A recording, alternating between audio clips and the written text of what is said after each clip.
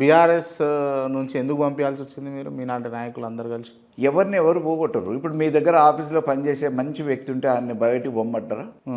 ఏమను అప్పుడు ఇప్పుడు మామూలుగా ఆఫీస్ పేరు చెప్పుకొని బయట ఏదైనా వేరే పనులు చేస్తుంటేనో లేకపోతే వచ్చి రాకుండా ఎప్పుడో ఒకసారి ఆయనకు బుద్ధి పుట్టినప్పుడు వచ్చినప్పుడు మీరు ఆఫీస్లో ఎట్లయితే ఒక ఎంప్లాయీని తీసేస్తారో మా పార్టీలో పార్టీ వ్యతిరేక కార్యక్రమాలకు పాల్పడ్డోళ్ళ మీద కూడా తప్పకుండా చర్యలు ఉంటే ఆ క్రమంలోనే వారిని బయటకు పంపించారు. వారు బయటకు పంపించేసారు, ఒప్పుకుంటారు మొత్తాన్ని బయటకు పంపించారు అని. కవిత గారు లెటర్ ఎట్లా లీక్ అయింది అసలు? రాజకీయాలు దీనికి పెద్ద సీక్రెసీ ఏముండదు. పక్కన శత్రువులు ఉంటారు, ఎవరికైనా ఉంటారు.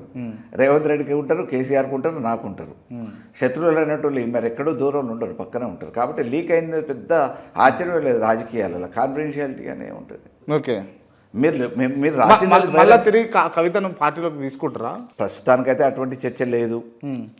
వారు మా పార్టీ నాయకుల మీదనే బాణం ఎక్కువ పెడుతున్నారు కాబట్టి ఆ అవకాశం కూడా ఉండకపోవచ్చు భవిష్యత్తులో కూడా. మీరు అనుకుంటారు అట్లా? అంటే ఒక్కోసారి పార్టీలో నుంచి వేరు వేరు కారణాల వల్ల బయటికి పోయినా పంపించినా ఆ పార్టీ మీద సహజంగా ఇన్ని రోజులు గుర్తింపు నాకు ఆ పార్టీ ద్వారానే వచ్చింది, ఆ కండ ద్వారానే వచ్చింది కాబట్టి ఆ పార్టీ మీద కానీ ఆ పార్టీకి సంబంధించిన నాయకుల మీద కానీ మనం మాట్లాడకూడదు.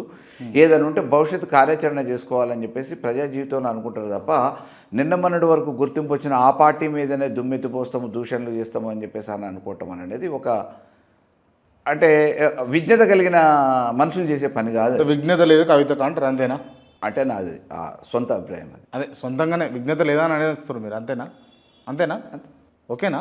Yes, right. ఓకే, కేసీఆర్ బిడ్డ మర్చిపోతారు మీరు, ఏం కదా? అరే కేసీఆర్నే పట్టుకొని ఏం బీకిరు అని చెప్పేసి టీఆర్ఎస్ నుంచి బీఆర్ఎస్ మార్చిరు అని అంటే ఆమెకి ఏం విజ్ఞత ఉందనుకోవాలి క్రాంతి గారు.